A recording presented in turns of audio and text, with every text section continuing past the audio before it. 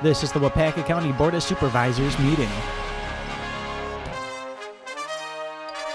This meeting is being joined in progress. Item B, I've been asked to consider and appoint Mary Trice to the Waupaca Library Board. So I'll need a motion. It's a motion by Supervisor Pullman and a second by Supervisor McClone. Any questions or discussion? Please vote. Last chance to vote. Motion carries 27-0.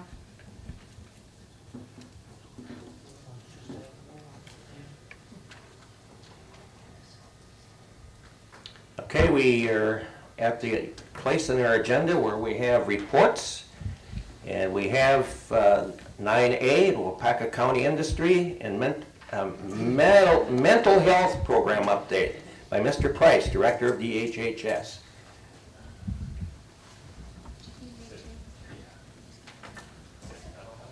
It's a medal on the You're supposed to come dressed in costume.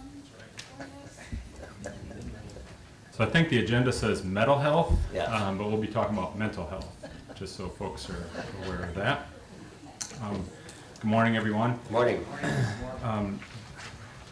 Jill had asked a couple days ago, she was looking for someone to fill a slot in presentations today, and so wanted to take kind of a proactive opportunity to talk about, one, just kind of an update of where we're at with WCI, and some of you have heard the information already, but I want to make sure that the full county board knows where we're at there.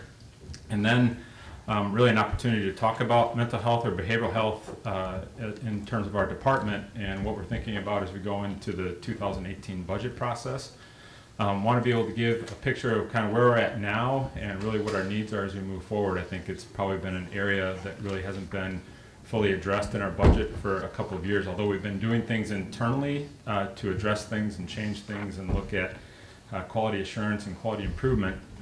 I think we're at a point in time where we really need to look at some bold movements there, and we'll talk about that today. So first, WCI, just to kind of recap where we are in timelines and things along those lines. And so I won't go through each of these, just to let you know that on June 7th, we had our Department of Health and Human Services public hearing, and that's always held at WCI every year. And so we took an opportunity to have an update presented there from Community Care, who's the main sponsor as we move forward in the RFP process, was able to be there. And so we had the public hearing, and for those of you who have been out to WCI, the cafeteria was pretty full that day. And so I was thinking we were going to get a lot of public comment, a lot of questions and comments. And when the time came, after Jerry had called it a few times, there were no questions and no comments. And so that felt a little eerie and awkward, and didn't know if that was good or bad. But I think really what people were there for is really to hear what those next steps were going to be.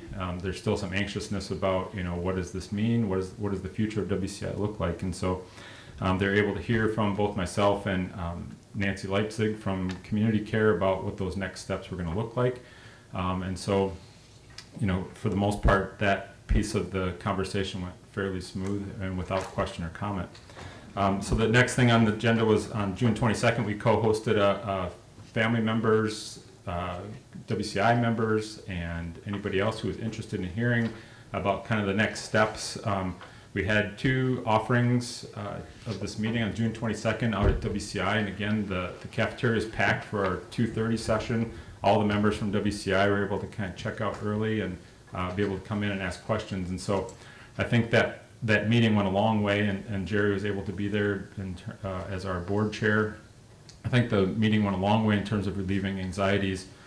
Nancy from Community Care was able to ask the group, what have you been hearing? And a lot of the members had spoke up right away. We hear WCI is going to close, and if nobody buys us, we're going to close, and we don't want to see that happen. And so we're able to kind of relieve some of those pieces, saying that that's not going to happen. And Community Care folks were able to say that as well. And so just really had kind of open forum, question and answer, any question. We kept answering questions until there were no more. So I think that was pretty helpful, and we got a lot of good positive feedback from family members and members. Had another session at 5 o'clock, a little not as well attended, but able to have some really good conversation with folks that were there. And we'll have another meeting set up once the new provider is chosen, so that people can get a chance to meet who those folks are and what those next steps will look like.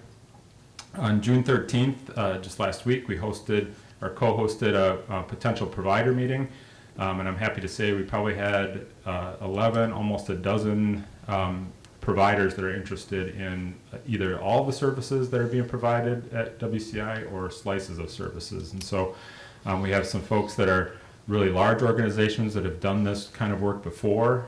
Some of the agencies that were there were Valley Packaging out of the Valley, VARC, which is Verona Area Rehabilitation Center, which they're really in the southwest part of the state, but looking to expand and have done this in other parts of the state. Opportunity Development Center out of the Wisconsin Rapids area, who's moved into both Portage County and further north into Wood County.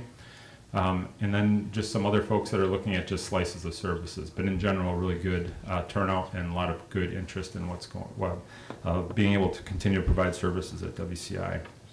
So,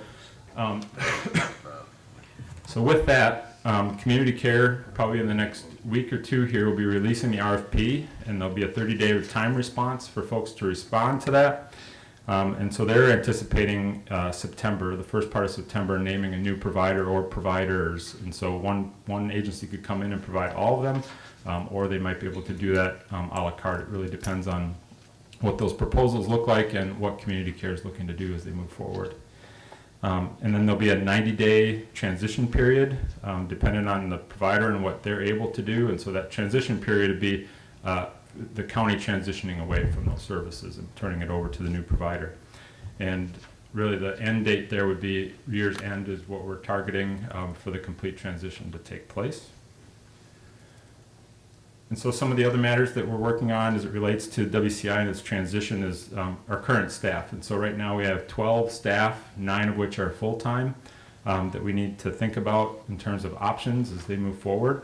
Hopefully there's opportunities to transition, and we've really talked about the value that our folks would bring to the new providers as they come in, both from knowing who our members are already, and the relationships with our current vendors like Sturm Foods and Creative Converting. And so we hopefully have some opportunities there, and if not able to transition, then from a county perspective, what would we have to offer them? So we're working on that with HR and hoping to bring those types of, that type of number and package to this board next month. And then we're still working on the property and equipment side, working on evaluation of the business, which includes just kind of analyzing the current assets that we currently have. And so Heidi and her office is helping us look at that, cleaning up the asset list that we have out there. And then the highway department's helping us conduct a fleet and vehicle assessment so that we know exactly what we have in terms of operational vehicles out there. And really to put some sort of an idea both for you as the decision makers and for potential providers coming in, what the value of the WCI business is. And so that's where we're at really with WCI at this point. I don't know if there's any questions or comments related to that before we move on into behavioral health. Joyce? Yes. What will the county's role be in this? Will we have any authorization, or will they own the building and can do whatever they want with the people, or? Right. So the building and property piece is still something that's going to have to be worked out. It was talked about at the provider meeting that option A, I think from the county's perspective, would be if we could sell the building and the property and not necessarily be in a landlord situation or a lease agreement. And so if that were the case, then yet we'd be totally out of the picture from any sense. If whoever comes in would not want the building or the equipment, then we'd be in a, or wouldn't want to buy, but maybe want to enter into a lease agreement. I think that would be another decision for the board to be able to make on that. And so our involvement then would really only be from a property management standpoint, not from a client standpoint. Any other questions? Okay, so as we kind of move into this next piece of the conversation, I'll just say that we've been talking about this for quite a while, and we entered into organizational effectiveness process about almost a year ago as a quality assurance, quality improvement piece when it comes to our mental health services.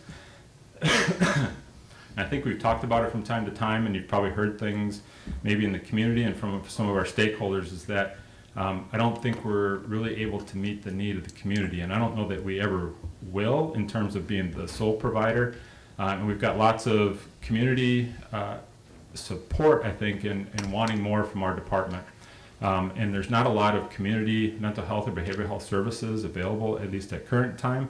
Catalpa has made an announcement that they'll be coming into the community, which I think is a great step in the right direction. I think they've got a contract with the Waupaca School District, which I think will be fantastic in terms of school mental health. But what I'd like to talk about today is really the fact that our current structure right now is understaffed to meet the needs of the community. We have wait lists in some areas that we're able to. We have slots that continue to be either unfilled or slotted so far out that it doesn't make sense for folks to even make a call to our department at times, because it'll be, it could be weeks or a month or even longer to receive services. And so that affects our community, obviously, and families and family members. And then at times I think we're probably unable to be a reliable or responsive partner to our stakeholders, like law enforcement when we talk about crisis. Although I think we've gotten better, we're still not where we want to be in terms of being able to respond. And I'll talk about some of those numbers in just a minute. With schools, like I said, the school district here in Waupaca is looking to contract with Catalpa, but when they did their revisioning session early this spring, or this past spring, I was able to be a part of that and really see that mental health was the number one piece that the whole revisioning process revolved around. That that's the number one issue facing the schools right now. And from my standpoint, not being able to be an immediate resource back to that doesn't feel comfortable when we're kind of right now the main mental health provider for Waupaca County. And then drug court, I know we've talked about that, and we're at this point, and as I've stated throughout the process as we've looked to get that up and running, our department hasn't been in a position to be an effective partner in that. Although we've been at the table, we don't have the capacity to take it on as a resource to either supervise the drug court coordinator or be a treatment provider, and we'll talk about that. And that doesn't feel very good not to be able to do to be a part of that. And so we're at the point of not just needing to add staff, but the structure would need to change, and I'll talk about that a little bit. And so this is our current staffing structure as it looks right now. So we have 3 psychiatrists, which is a really unique situation. Most counties are looking for psychiatry all the time. We have 3, and we contract with them, but they're scheduled out until September. And so if you called today for a psychiatric meeting, we probably wouldn't be able to get you in for a meeting until September, potentially going into October. And so that, if depending on what you're looking for, there may be a crisis slot available, but many times we don't have that capacity.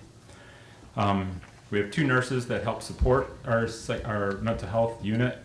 They both provide support to the psychiatrists as they meet each day with clients, and they also help support our community support program, which goes out to the community and helps folks with their meds out in the community. We have 2 psychotherapists at the current moment, but really they're only seeing adult clients and have for a long time, and so we are really lacking in the child mental health area and want to see improvements there. And right now we're scheduling 3 to 4 weeks out, so again, if you need an appointment with a therapist and you're asking for help today, it may take 3 to 4 weeks depending on whether or not what you're presenting is crisis in nature. And then the follow-ups on that you'd probably want weekly, but we're probably looking at another 3 weeks out before we can get you back in to reschedule. We have a comprehensive community services program that's just up and running. We've been trying to get traction there, and we've got referrals starting to come in. This particular program is one area of growth for the department, and I'll talk about that in a future slide. But right now we have 20 referrals in various stages on top of a caseload that we've already built up there. And so that's an area of growth, and when people screen functionally eligible for this program, we have to be able to offer that. We can't offer a wait list in this particular program. In crisis, we have 4 staff right now that go out and are intended to do face-to-face contacts when folks are in crisis and be able to respond. And that's something that has been a change this year, and I'll talk about that in a little bit as well. But even with 4 staff dedicated just to crisis, we're still seeing gaps where we're not able to get to where we need fast enough. We have one AODA counselor. I think I've mentioned this before, especially as we talked about drug court. And the one person that we have spends most of her time, as you can see, doing OWI assessments. And so in 2016, 435 OWI assessments. And so that takes up probably a majority of her time. And so really no AODA treatment opportunities for her to be able to do there. And so we contract out a lot of that service. We've had a long-standing psychologist that we've had to make some other arrangements with, and so we're currently looking at options for our psychologist function to help with supervision and oversight of this program, or all of the programs within behavioral health. 2 support staffs, and then finally we have 1 manager to oversee each one of these programs, and you can see each one of these has a kind of a unique nature of its own, and so it gets pretty taxing on one person. We didn't talk about CSP. Oh, that's because it's doing well. Community support program. Right. So community support program is really about, it's a maintenance program where we're maintaining folks in the community. And so folks with persistent mental illness have case management services and some of the nursing component that I talked about as well. And so hoping and the whole purpose of being able to maintain folks in their home or in their community with that program. And so that program currently has 2 social workers, but rely a lot on what we would call tech folks to go in and continue to help with med checks and just check-ins all the time. So really right now what we're seeing, and probably have seen for a while, and really got spotlighted through our organizational effectiveness process, is that there's more need than we have capacity for. And so just wanted to quickly give some numbers here in that our behavioral health outpatient, so combination of psychiatry, and most of the folks that are in psychiatry are also seeing one of our therapists. We have 421 clients being served in 2016, and those numbers are about the same. Right now are trending that same way for 2017. The AODA counselor, combination of the 2 programs that she is in charge of, saw 472 clients in 2016. And then CSP maintains 40 clients, and I would say in terms of capacity and need, I think that is probably one of the spots that we have that is a manageable caseload at this point. And then crisis intervention program, really looking at those crisis calls that we go out on. We had 716 clients served in the crisis intervention program last year. So I think that gives a pretty good snapshot about what's going on in our community. And those are just the ones that are coming to our attention. Some folks do seek out private things, but just keep in mind we're probably one of the go-to spots for folks. So before we get into kind of where some of our position needs are, I want to at least point out 2 things that are going to help be a positive trend and help us as we move forward.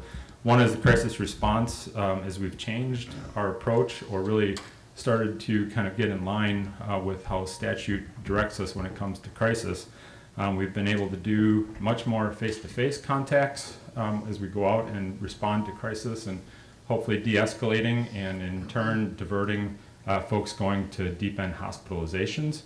I think that's had a positive impact, and so if we go back a year ago, we'd see numbers of percentages of contact, so the amount of time, or the percentage of time that we would have contact with folks in crisis. At times it would be as high as 48% of the time a person would be admitted into the hospital. That's a pretty high number. It was anywhere from 20% up to 48% people were going to the hospital just based on our contact. As we switched and gone from a kind of phone response to an in-person response, our numbers for 2016 have been as low as 2% of the people that we've had contact with have gone to hospital, and as high as 14%. That comes with different challenges of itself, but it really has been helpful in making sure that the folks that need to go to the hospital are going. But if there's ways to prevent that and support that, we've been able to find ways to do that, which leads to some of our needs, knowing that we have to support folks in the community so that we can continue to build trust with our stakeholders, like emergency room doctors and nurses and our partners in law enforcement, that if we're not going to make that hospitalization move, then what are we doing to help support so that people aren't coming back into the system or coming back into a law enforcement call. And so while we've seen a decrease there in the hospitalizations, we've also been tracking whether or not people are going back into the hospital. And 2016, we've had nobody readmitted within the first 30 days. And so I think that shows that we've had some support systems. And in terms of recontacts, we've had, last month we had 5 recontacts, but that was really the only time. In the month before that, we had 3 recontacts. And so really in the course of the year, so far we've had 8 recontacts of all the contacts that we've had with folks that have been in crisis. And so I think we're seeing that it's making a difference, but I think we still need to find ways to support that. And the Comprehensive Community Services Program, like I mentioned, has just started up. I just want to remind folks that this is a 100% reimbursable program. And again, we can't have wait lists there. And so I see this as being an area of growth. And you see that it highlights it's a recovery model for mental health and AODA. And so when I talk about drug court, I think this is one area that we can really expand and be able to offer services back to drug court and be able to expand and build on services that may not be existing here in the county. So we've got some bold changes needed. And so I know the number is going to look really big here. And so when we talk about additional resources, this is really in a proactive sense so that you can have opportunity to let it digest and think about these and ask us some questions, because if you do the quick math, if you don't even look at what those titles are, but you're just looking at the numbers, you're going to see that that's probably in the neighborhood of about 9.5 positions that we'd be looking at just for behavioral health.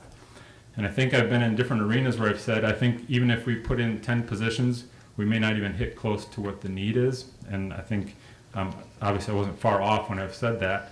And I think that this would get us to a standard of practice. And so we knew that we would have growth areas in CCS. We knew that we would have to help in some way find a way to meet the needs of the community, especially when it comes to AODA services. And so I think what we're recommending here is an additional behavioral health supervisor, because as you saw, what we currently have, any additional staff is going to need more supervision. We can't have one supervisor over all those programs. And so we're still working on what that exact structure would look like. 2 additional CCS service facilitators. As we know, the referrals are going to continue to come in and grow. And again, these 2 positions would be fully funded. And so just things to keep in mind. I don't have a fiscal note to attach to this yet today, but just as an awareness piece, we've, over the last 5 years especially, have continued to grow within Health and Human Services and have not impacted the levy when it comes to growth positions.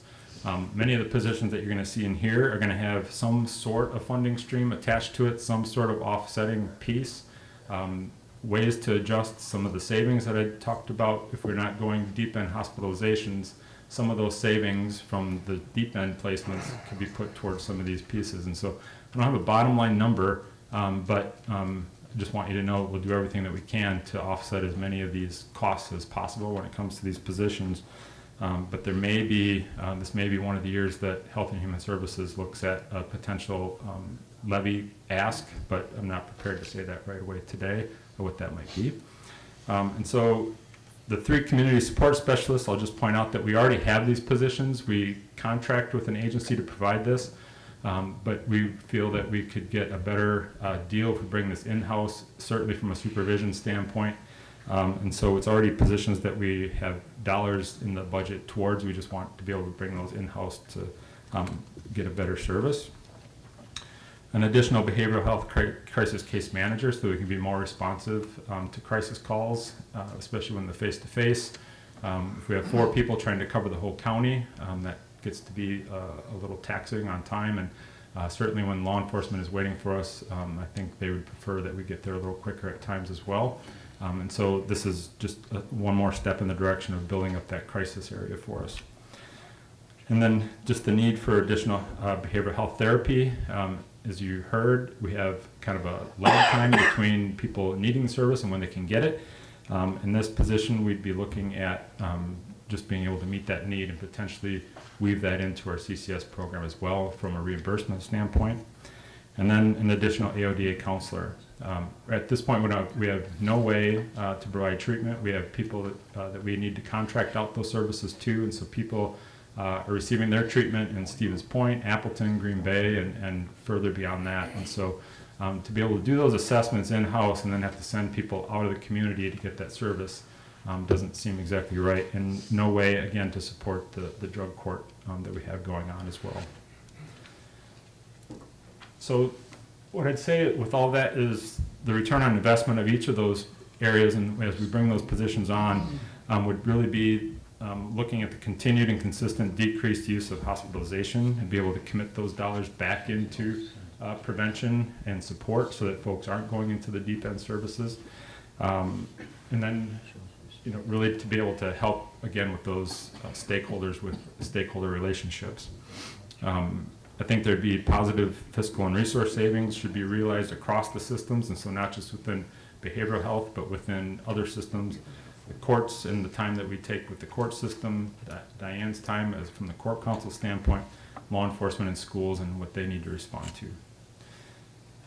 Continued improved stakeholder relationships, and then finally what we would all want is a safe and connected community. And then just to tack on, that was just behavioral health services. Some of the additional things we've been looking at with our budget for 2018 would be some additional support services to our other parts of our program. One is kind of a flex position of sorts to assist with our access for child protection and juvenile justice, as well as filling in for vacations and things along those lines. Really just a flex position that's much needed within that program. And then support features of a parent mentor and a mentor that we've seen huge returns on our investment in our current mentor structure, and see the benefits really impacting success of families as we move forward, and really need some additional mentoring support. So those are the things that we're looking at just from a proactive sense. I know that that's probably a lot of information in a short period of time, but if there's any questions or comments as we move forward, this is a little bit hot off the presses, so although our committee has heard probably the number that we were talking about, we haven't really had a chance to talk about the positions themselves, and so a little bit ahead of the curve on that, and we'll talk about it more at our committee as well. Questions for Mr. Price? Bless you. Mr. Muck. Thank you. Any questions for Chuck? Yes, Mr. Murphy, Terry Murphy. Of those new employees, the 9.5, which one of those is the one that helps prevent people from going into hospitals, or is cut down on hospitalizations? Probably the first and foremost would be the crisis worker. And so one of the crisis workers, so if they're going out and able to talk with families and things like that, but then it's that next level of support, who's going to be the ongoing person to either see them for therapy if that's what's needed, or for ongoing kind of case management and support. But that the first kind of glance would be the crisis worker. Any other questions? Chuck, we want to thank you, your department, and your committee for the great job you do for our county. Thank you.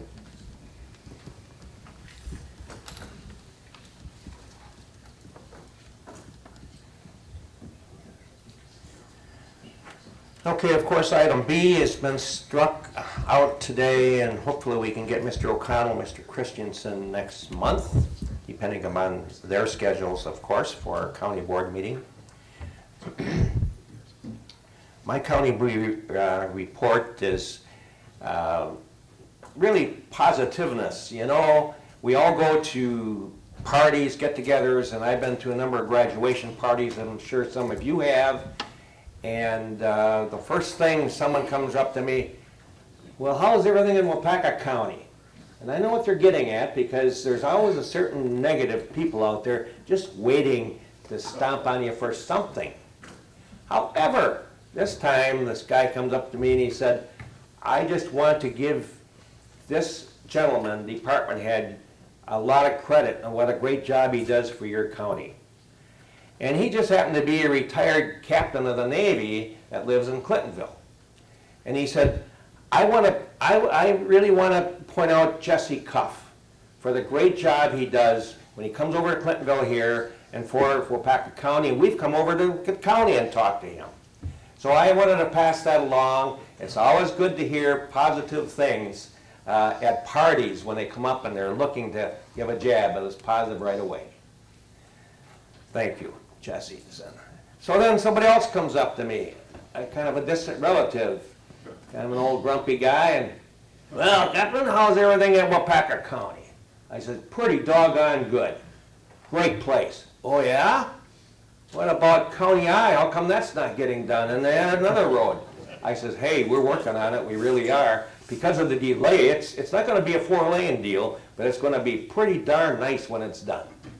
And I tell you, we're gonna do it, we're gonna get her done. He had some other highway too. And the next question he says, you know what? I'll bet you that the roads near the county, Waupaca, Wisconsin are taken care of first. They forget about us. I said, that's not true. He said, oh yeah? I think so. He's naming off some roads. And I said, well, I tell you one thing. I remember when Mr. Steingraber was here, he did give me a chart or the roads that were done all over the county, and I had it with me at the time, but I didn't have it with me today. And I'm going to have our highway commissioner give me one, because I used to carry it with me, because I get that question. We all have, more than once. They're forgetting about Clintonville. Clintonville, about the town of Matson, they're forgetting. What? So, no. But anyhow, it's always good to be positive, and when somebody comes forth with a negative, I just try to diffuse it with positivism about the great job that are, and I said, I love to go to the courthouse every week, every day, because of our professional staff, because of our professional supervisors. We are blessed to have 27 good supervisors and the staff we got. You know, they're used to what happens in a neighboring county of ours when the sheriff is fighting with this, and they're mad at the administrator of that county, and they're fighting and arguing. No, I'm sorry, we don't have that here. We do it as mature ladies and men to get this done, even when we disagree. But I want to thank you all. Other than that, I'm going to ask if there's anybody that would like to come with me, staff, to the Breakfast Club radio show in Shawano tomorrow morning. Come and see me afterwards. And if you can't, fine, I'll wing it. But you're welcome. I have an opening. The treats today are compliments of Mr. Hendrick. Thank you. That sure helps the diabetes. And that's really all I have. And we got the announcements and correspondence that you can read. And other than that, Jill, we're ready to adjourn. There's a motion by Mr. Whitman to adjourn, and a second by Mr. Zog. Please vote. Second city council.